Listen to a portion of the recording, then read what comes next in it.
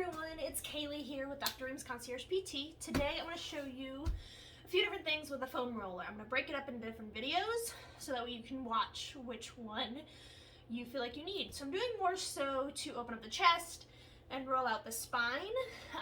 You can use the foam roller for muscles and all that stuff, but more kind of what I see and treat and use the foam roller for, that's what I'm going to show you. Foam rollers you can buy just about anywhere nowadays. Walmart, Target, Amazon. I've seen them at Best Buy before. They come in different densities. So this is a standard kind of low density one. So it'll bend a little bit more. It's a little bit softer. If you have a little bit more weight to you, a higher density one is going to be a bit better so that you're not just bending it, but it stays with you. Or if you have really tight muscles, you're used to foam rolling, you want that stronger foam roll, go with a higher density, okay? So they come in different densities, all of that stuff.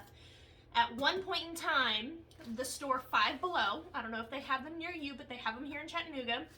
They sell half ones, okay, at the store for $5. It doesn't work for everything I'm going to show, but for some things, if you're just like, hey, I really want to do one and that half one works, $5 is worth it. But for some of the stuff I'm going to show you, you need the full length one. All right, so first thing is if you have a really tight spine, or if you're sitting at a desk all day long, or like me working on patients, we kind of get this rounded spine. So I'm going to lay down.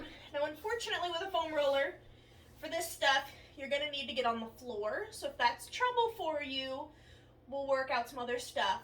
But if you're able to get on the floor, that's best. Because if you do this on your bed, it's going to sink into the bed and not be very beneficial. So you can kind of see right here that gray is my undershirt, but it's right where my bottom is. My bottom is on the floor. I am not doing a sit-up holding myself up.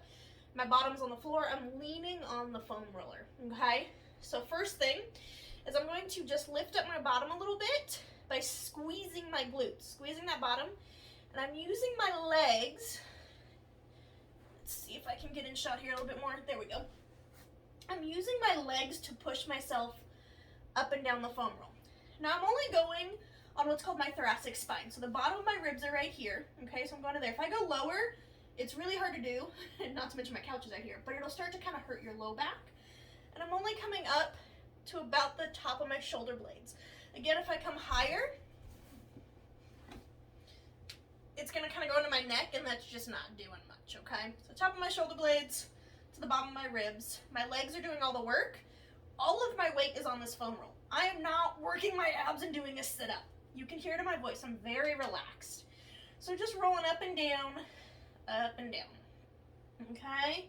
All of your weight there. This is kind of awkward the first couple times you do it because you're gonna wanna hold yourself up. Try not to do it, try and just relax. Let your legs do the work, okay? After you go up and down a few times, that should feel pretty good. So now my bottom is on the floor again. My hands are just supporting my head. I'm not holding myself up. I'm not straining my arms. They're just there to kind of give me some support, okay? So this one, I'm at just the bottom of my shoulder blade. So kind of where that comes down to a tip, right at that tip. I just let my shoulders drop to the floor, okay? So that kind of pushes my spine forward, opens it up. This is when you may get a pop on, which is nice sometimes, but it's not necessarily the goal. We're just trying to kind of get the spine to bend the other way. So all I did was scoot down a little bit so that I went up a segment on my spine, okay? So you can scoot yourself down using your legs. You can also use your arms to move the foam roller. Whatever is easiest for you. The key here is your bottom's on the ground. You're just letting your shoulders and your arms drop to the floor.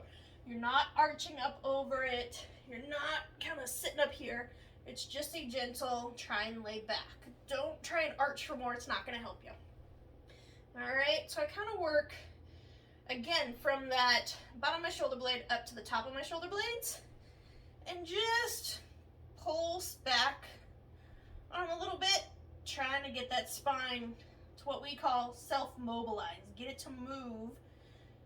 You know when you've seen chiropractors or had someone pop your back, how they kind of push on it? This is doing it for you. So that's why you may get a pop, but again, that's not the goal. Okay, so that's 2 for using the foam roll that way.